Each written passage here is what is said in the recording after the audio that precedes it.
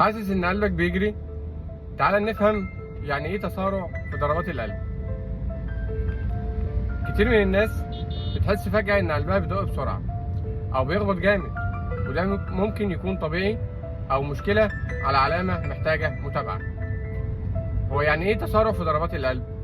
هو لما عدد ضربات القلب يزيد عن الطبيعي، عادة اكتر من 100 ضربة في الدقيقة اثناء الراحة، في حالات بيكون طبيعي، يعني زي بعد مجهود او توتر، او بعد كافيين او اكل تقيل، او قلة نوم. لكن في حالات تانية بيكون عرض لمشكلة لازم تتشاف. طيب ايه يا دكتور الاعراض اللي ممكن تكون موجودة مع الخفقان؟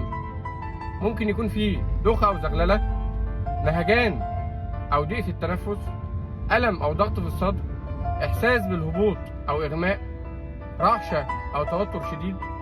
طيب اعمل ايه او اتصرف ازاي، وايه النصائح المفروض اللي احنا نعملها لما يحصل حاجه زي كده؟ اول حاجه طبعا لازم تتابع مع دكتور قلب، خصوصا لو الخفقان متكرر او مصحوب باي اعراض مزعجه. تاني حاجه تعمل رسم قلب واشعه تلفزيونيه، اشعه ايكو على القلب او جهاز هولتر 24 ساعه لمتابعه النبض. تالت حاجه راجع الادويه اللي بتاخدها، لان بعض الادويه ممكن تسبب الخفقان. رابع حاجه تقلل الكافيين ومشروبات الطاقة والتدخين.